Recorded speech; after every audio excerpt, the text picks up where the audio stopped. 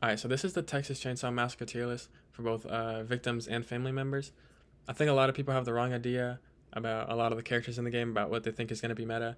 I've really kind of nerded out, and I've played um, competitive ASIM horror games, and I've kind of like understood the meta and kind of helped shape metas for different games like Friday the 13th. Um, so I kind of have a good idea of metas in these types of games. So we'll go ahead and get started. We'll start with Sunny or Sony, however you say it. I don't really know.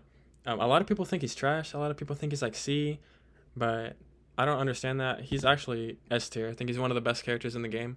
He has the only ability for survivors that is constantly off cooldown. You can use it so many times if you use it properly. You just tap it like for like a second at a time to get like a tiny bit of info constantly.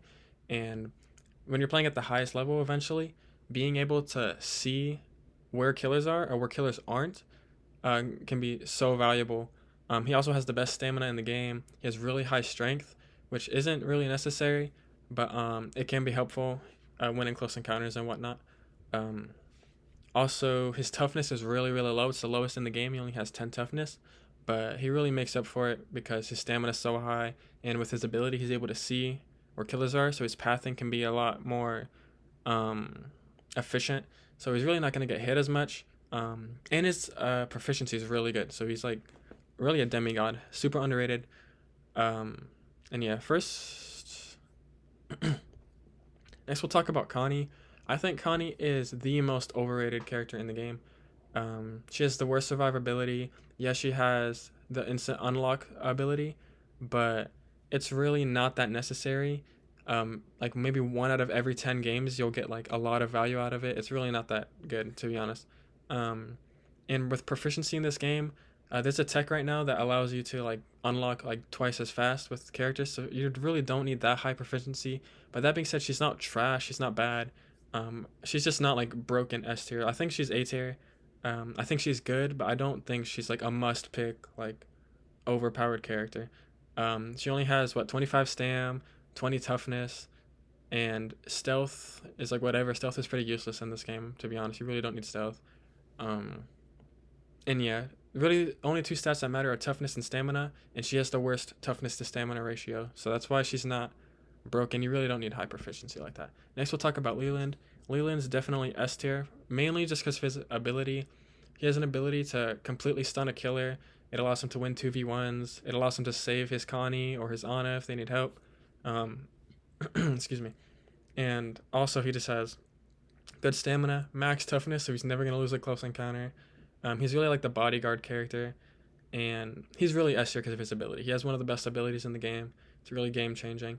Also, good proficiency, so he's able to pick locks and everything. And he's definitely going to be meta 100%. Everyone kind of knew that already, but I think he's probably the best character in the game right now. Next is Julie. We haven't seen gameplay of Julie, but what we know, I think she's S tier above Sunny, mainly because she has the same stamina as Leland, but better toughness. So in theory, she just has better survivability than Leland, which is really good. Also, her ability seems really strong, where you just basically, I'm assuming it's going to be like temporary infinite stam, if that makes sense, where you just pop it and your stamina just like barely goes down, so you can just run forever. I think it's going to be extremely strong. The stealth element, we don't really care about stealth like that. Stealth in these games isn't that like important. Like in Friday the 13th, stealth was like almost useless a lot of the times.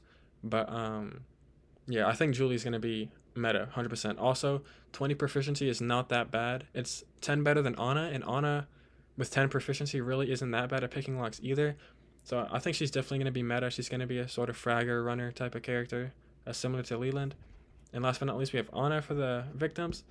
And right now, I actually think Ana is the worst in the game. I compare it to Jenny in Friday the 13th. If you play that game, she has really low 25 stam, which is the same as Connie's, and she has the worst proficiency in the game. Yes, she has toughness at max, but and her ability is able to tank like crazy. But really, you're just gonna be like, what's the point? You're really just gonna be feeding blood um, to the killers, and that doesn't mean she's trash. I still think she's really good. She's still A tier.